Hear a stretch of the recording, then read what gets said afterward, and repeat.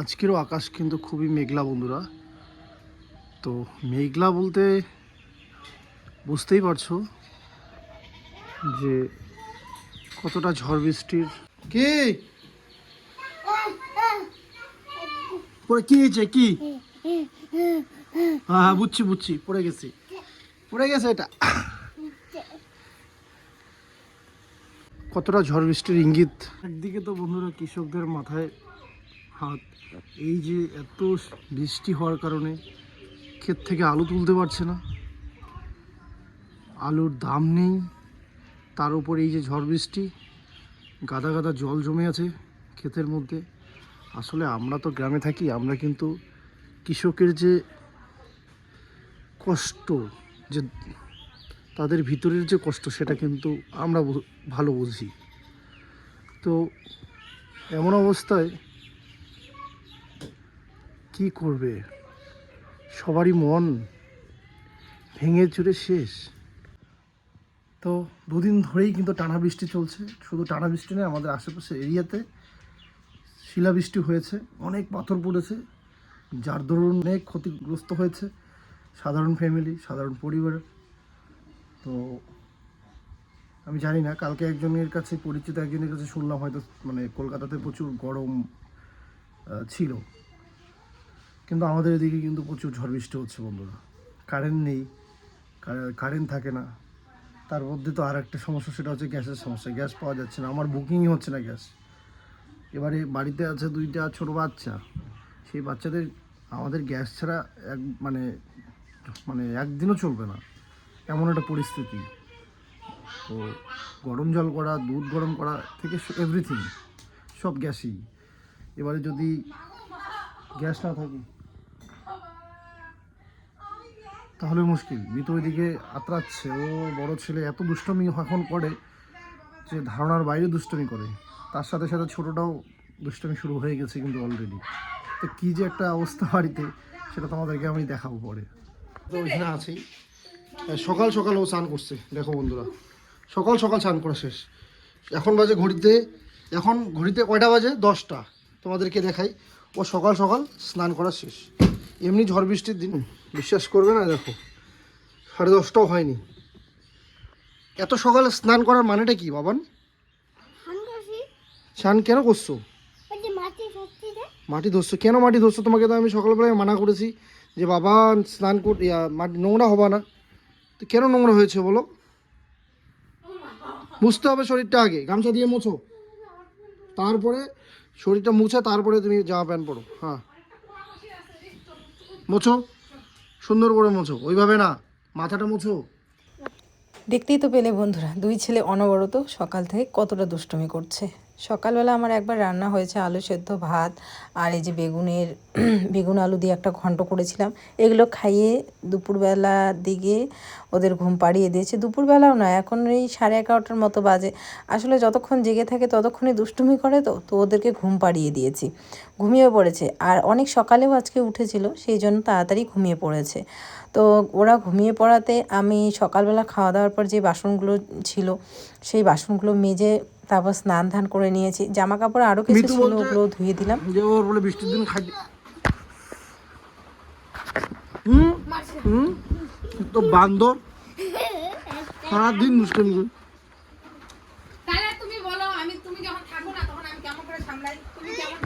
ও বাবা চুলটা ছাড়, এইখানে ধরবা, এইখানে ধরবা আর এরকম করে ফেলবা, বাস এইভাবে করবা। এমন করে ধরি না, এই যা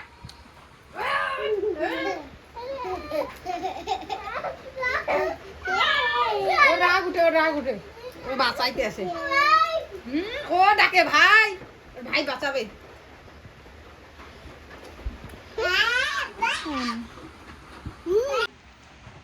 সব দিয়ে দেবো কিন্তু ভিডিওতে। তুমি আমার সাথে দুষ্টুমি করো, সব নেটে দিয়ে দেবো। মিতাস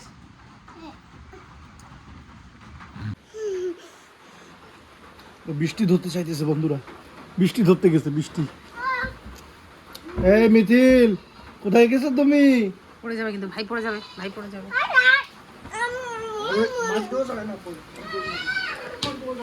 11:30টার দিকে যেহেতু ঘুমিয়েছে, ওই উঠে পড়েছে কটার দিকে বলো তো, 1টার দিকে। তো যার কারণে আবার দুপুরবেলা আমি রান্না বান্না করলাম, তারপরে ওরা উঠে গেছে, তারপরে আবার ওদের খাওয়া দাওয়া করাইলাম। তো খাওয়া দাওয়া করিয়ে যে এখন ওরা যা করার করছে, যা করার মানে এই দুষ্টুমি করাই। বাবার ভাতটা তো ঘরে দিয়ে আসলাম, কারণ বৃষ্টির দিন আবার কোথায় বসবে না বসবে। দুপুরবেলা সবার খাওয়া দাওয়া হওয়ার পরে এদিকে বাসনগুলো সব ধুয়ে নিলাম। বৃষ্টিটা একটু কমতেই কলের পাড়ে গিয়ে বাসন ধুলাম। এই যে বাসন ধোয়ার একটা যে মানে খারাপ সিচুয়েশন, কলের পাড়ে যেতে হয়, তো সেটা আর এই ঘর হওয়ার পরে আমার লাগবে না, কারণ তখন আমি মোটর বসাবো। মানে বারান্দার সাইডে যেখানে আমি রান্নাঘর করব, সেখানে আমি জলের ব্যবস্থা করে রাখবো, যাতে করে আর বাইরে বের হয়ে বাসন মাজতে না হয়, মানে একটা বেসিনের ব্যবস্থা করে রাখবো। তো তারপরে যে বাবা একটুখানি দুই ছেলেকেই নিল, আর আমি এদিকে এই যে বিকেলবেলা যা যা কাজ থাকে, হাঁসের খাঁচা নিয়ে আসা, জামা কাপড় যেগুলো বাইরে মেলে দিয়েছিলাম, যদিও আজকে শুকায়নি, সবগুলোই আর কি তুলে নিয়ে আসলাম। তারপরে এদিকে আমাদের একটা পার্সেল এসেছে, সেটা হচ্ছে প্যাম্পার্সের। তো প্যাম্পার্স নিয়ে আসা হলো। ছোটো ছেলের জন্য এখন প্যাম্পার্সটা লাগেই বন্ধুরা, কারণ একে বর্ষার দিন জামা কাপড় কিছু শুকায় না। আর দেখবে যেদিন করে ওয়েদার ঠান্ডা হয়, সেদিন করে বাচ্চারা প্রচণ্ড হিসু করে। মিতাংশ তো এখন বড় হয়েছে, বলতেই পারে হিসু পেলে, ওর কোনো ব্যাপারই না। এখন ছোট ছেলেটা যখন বলতে পারবে, তারপরে আর হয়তো বা এই জিনিসটা আমাদের লাগবে না। প্যাম্পার্সে আমাদের প্রতি মাসে অনেক টাকাই খরচা হয়ে যায়, কিন্তু কিছু করার নেই, বাচ্চা থাকলে এগুলো লাগবে। তারপরে এদিকে দেখো, বাবা নিয়ে একটুখানি বড় ছেলেকে বাজার তো নয়, পাশে দোকান আছে, ওই দোকানে গেল। আর ছোটোটাকে ওর বাবা নিয়েছে। এই মধ্যে আমি এদিকে বিছানাটা গুছিয়ে নিচ্ছি। বিছানাটা মানে কি বলবো, এত এলোমেলো, আসলে কি করবে, বর্ষার দিন, বাইরে তো না হলে তো বাইরেই সারাদিন খেলে, মিতাংশ বলো মিথিল বলো, সারাদিন মাটির মধ্যেই খেলতে থাকে। তো মিথিলও এখন বেশ হাঁটতে শিখে গেছে, ওকেও আর বিছানার মধ্যে রাখার কোনো প্রয়োজনই হয় না।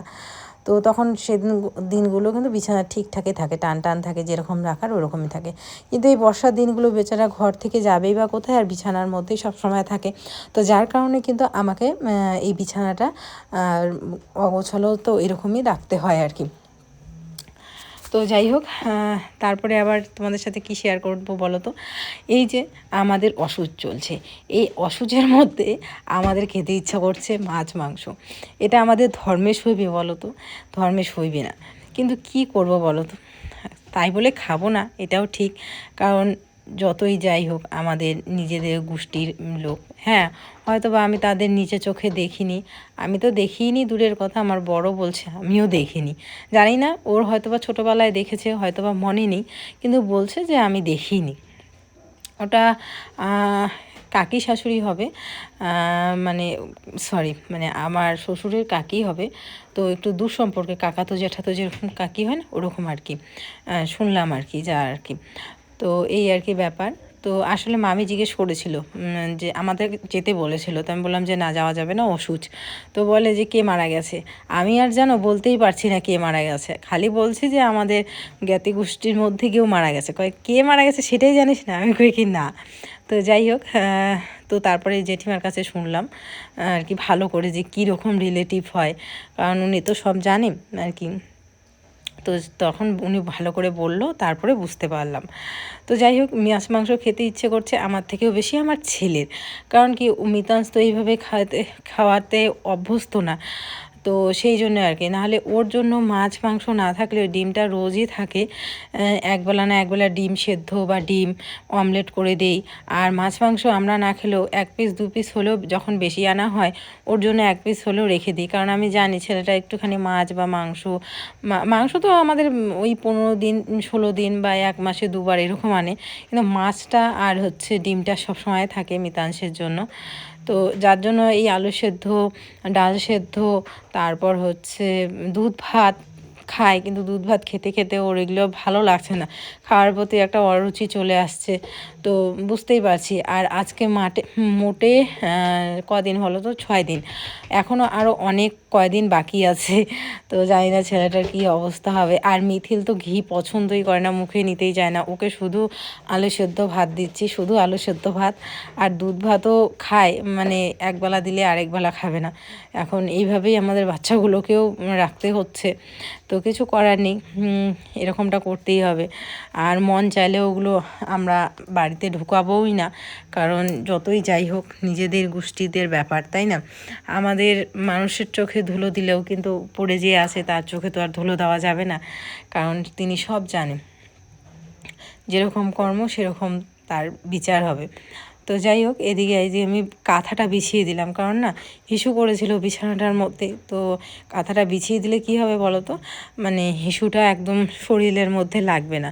তো যার কারণে কাঁথা বিছিয়ে দিলাম। এখন থেকেই বিছানাটা করে রাখছি। এখন ওই 4টা 4:30 বাজে, মানে আজকে কি 4টা কি 2টা কি 1টা কিছুই বোঝা যাচ্ছে না। মানে দিনটা এরকম অবস্থায় আজকের দিনটা গিয়েছে, কি বলবো আর। এরকম দিন আমার একদমই ভালো লাগে না। এদিকে দেখো হাঁসগুলো এসেছে, বাবা সুন্দর করে এদের মুড়ি দিচ্ছে। এই আজকে খাওয়া দাওয়াটা বেশি একটা ভালো হয়নি, তো বেশি একটা কি আজকে কি কয়েকদিন ধরে খাওয়া দাওয়া এরকমই।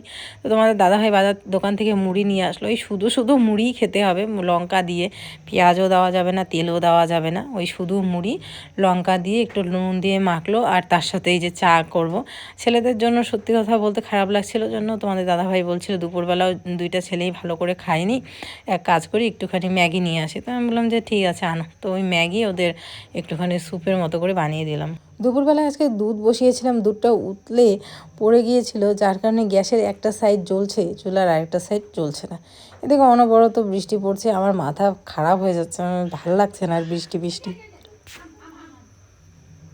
সবাই বলে না কোন দিনটা ভালো কোন দিনটা ভালো, আমার কাছে মনে হয় ঠান্ডার দিনটাই ভালো। ওকে দিচ্ছি না জন্য ওর রাগ উঠে যাচ্ছে, দেখো কীরকম করে।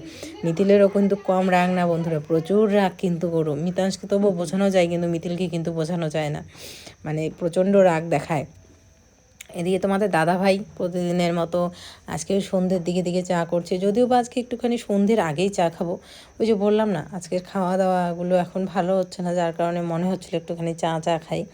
এদিকে হাঁসগুলো আসছে, যদিও বা 3টে হাঁস আমাদের না।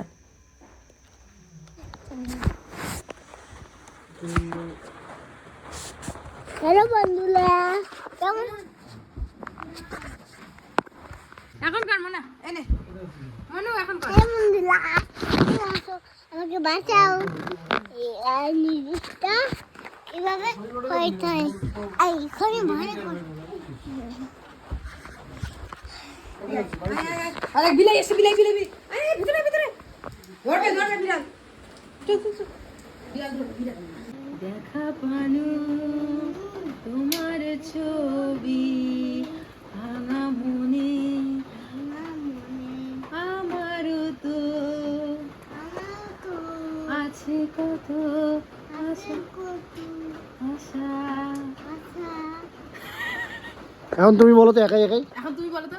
মায়াবিনী তুমি মাকে হ্যাঁ বলো। মায়াবিনী নাচিলের বুয়া দেখা পানু তোমার এই ছবি ভাঙা মনে, ভাঙা মনে, আমারও তো ভাঙা মনে আমার তো আছে আছে কত আশা। কত আশা দেওয়ার এই ছবি। এখন বাজতে চলছে রাত্রি প্রায় 8:30। ওকে শোয়াইছি কই, আর দেখো কোথায় শোয় প্রত্যেকটা সময়। প্রচণ্ড ঘোরাঘুরি করে ছোটন, ওকে যেই জায়গায় রাখি সেই জায়গায় থাকে না, এই সাইডে ওই সাইডে এদিকে এরকম করে ঘোরাঘুরি করে, পুরো বিছানাটার মধ্যে ঘোরাঘুরি করে। আর গিয়ে সবসময় ওর দাদার ওই পাশে গিয়েই শুবে, ওর দাদা যেখানে বাস ও সেখানে। ঘুমের মধ্যেও সেম, আর মানে জেগে থাকলেও তাই করে, ঘুমের মধ্যেও তাই। আর এদিকে তো বন্ধুরা অনবরত বৃষ্টি হচ্ছে, কি বলবো। আমাদের উঠানে পুরো দেখো একদম বন্যার মতো অবস্থা, জল। কারণ কি বলতো, জলটা বেরোনোর মতো রাস্তা নেই, এদিকটাও উঁচু আর ওদিকটা ঘর করা হচ্ছে জন্য ওই সাইডটাতেও উঁচু ঢালাইয়ের জন্য। তো পুরো জলটা এই যে আমাদের এই উঠানটা এই জায়গাটার মধ্যে জমে থাকে, তার কারণে জলটা মনে হচ্ছে উঠানে অনেক বেশি। আর এদিকে আজকে আমার বর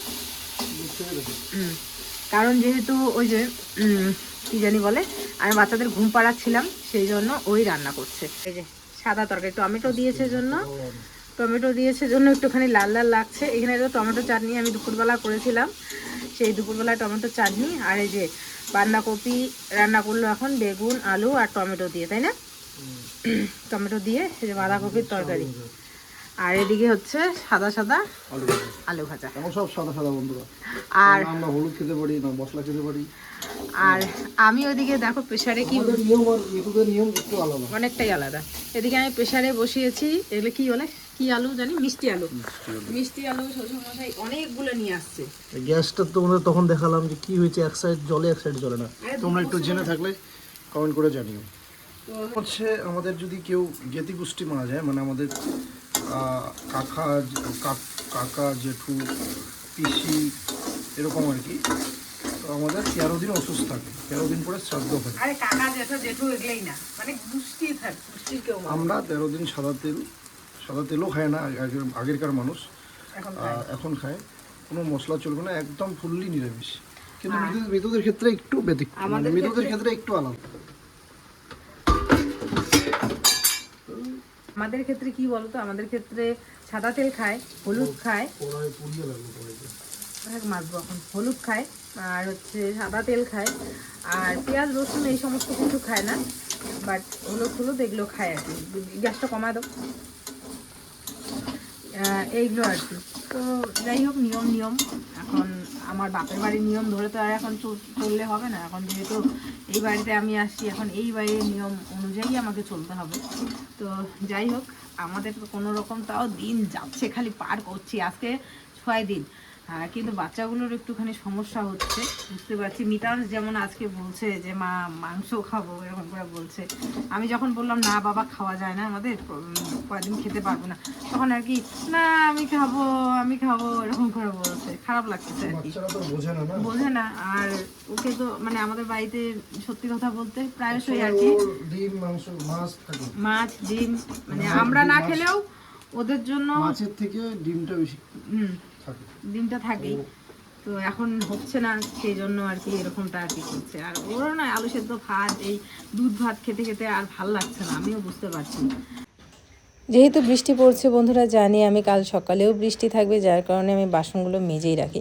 যতটা পারি আমি প্রতিদিনই সকালের কাজগুলো আগিয়ে রাখি, যাতে করে সকালবেলা করে ঘুম থেকে উঠেই মুখ টুক ধুয়ে ছেলেদের জন্য ব্রেকফাস্ট বানাতে পারি। আর ওদেরকে সকালবেলা একটু ব্রেকফাস্টটা ভারী দেওয়ার চেষ্টা করি। কোনো দিন দুধ মুড়ি কলা, কোনো দিন দুধ রুটিটাই বেশি দিই। দুধ রুটি খেলে না ওই 10টা অবধি ওরা ঠিক মানে খিদাটা থাকে, পরে 10টার দিকে আবার ভাত খাইয়ে দিই। আজকের জন্য টাটা বন্ধুরা, ব্লগটা কেমন লাগলো অবশ্যই কমেন্ট করে জানিও। দেখা হচ্ছে আগামীকাল আরেকটি সুন্দর ভিডিওর সাথে। ততক্ষণের জন্য সবাই খুব ভালো থেকো, সুস্থ থেকো, এইভাবেই আমাদের পাশে থেকো। ভিডিওটা ভালো লাগলে অবশ্যই একটা লাইক করে দিও, তোমাদের কমেন্টগুলো জানিও। আজকের জন্য টাটা। তোমরাও কারা কারা আমার মতো এই সারাদিন কাজ করার পরে রাতেও এই কাজগুলো করে রাখলে মনে হয় যে না শান্তি, তাহলে ঘুমটাও শান্তি হয়। আমার কিন্তু সেম তাই, সমস্ত যাই করি না কেন রাতের বেলা এইটুক কাজ, বাসনগুলো ধুয়ে রাখা, ঘরটা মুছে রাখা,